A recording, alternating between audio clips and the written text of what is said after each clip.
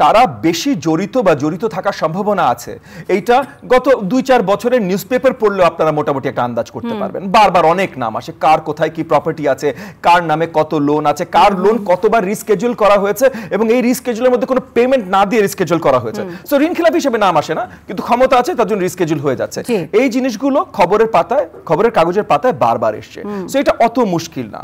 আর দ্বিতীয়ত আমরা হয়তো আসলেই অ্যাজ এ সাজেশন, আপনার কথা যদি আমরা নেই অ্যাজ এ সাজেশন, হয়তো আসলে আমাদের এখন থেকে এটা প্রিন্ট করা শুরু করা দরকার যে এই খাতে এই খাতে, এই মন্ত্রণালয় এই মন্ত্রণালয়, এই সচিবালয় এই সচিবালয়, ওনারাই বলছেন যে আপনারা হচ্ছে এই যে এটা যদি না থাকে আপনার টেবিলে, তাহলে আমি কিসের উপর আলোচনা? এটা যতবারই আমরা, এটা যে একেবারে তুলে ধরা হয় নাই তা না, এটা যতবারই আমরা তুলে ধরেছি এবং অনেক সময়, যেমন এখন আমি বিরোধী দলের গ্রুপ থেকে বাইরে এসে জাস্ট আমার দল হিসেবে বলছি যে কমার্স মিনিস্ট্রি, পাওয়ার মিনিস্ট্রি, গণপূর্ত, 3-4টা মিনিস্ট্রির, এবং আমি গত বছরের বেশি পুরাতন কথা বলছি না, 22-23 এই 2 বছরের কথা বলছি, যে কি কি ভুল আমাদের কাছে দৃশ্যমান, কি কি ভুল এগুলো সরকার কি অ্যাকশন নিয়ে হয়তো আরো বেটার করতে পারে, এগুলোর পুরো পলিসি পেপার নিয়ে আমরা মন্ত্রী মহোদয়দের হাতে দিয়ে এসেছি।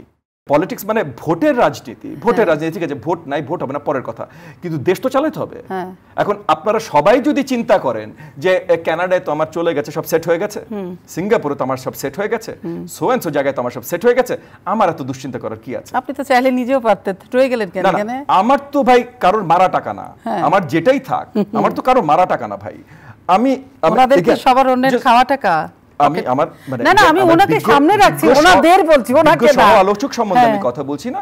তবে উনিও যদি আসলে নিজের বিবেককে জিজ্ঞেস করেন, উনার অনেক কলিগস আছেন, সবাই না অবভিয়াসলি, কোনো কিছুতেই সবাইকে একসাথে বলা যায় না, বাট উনার অনেক কলিগস আছেন যেটা উনিও খুব ভালো করে জানেন এই অবস্থানে আছে। সবাই যদি খারাপ না হয়, গুটি কয়েক লোক খারাপ হলে কি দেশটা রসাতলে যায় নাকি? আপনারা এমন ভাবে বলছেন যে সবাই না, অল্প কিছু, অল্প কিছু কি ধ্বংস করেছে? আমি অল্প বলিনি, আমি বলেছি সবাই না, সবাই না আর অল্প কিছু না, কিন্তু তাহলে কোনটা? না অনেক বড় স্কেলে, হ্যাঁ বড় স্কেলে, তাই বলে সবাই না, বড় স্কেলে বলি যে সবাই তা না, সবাই না।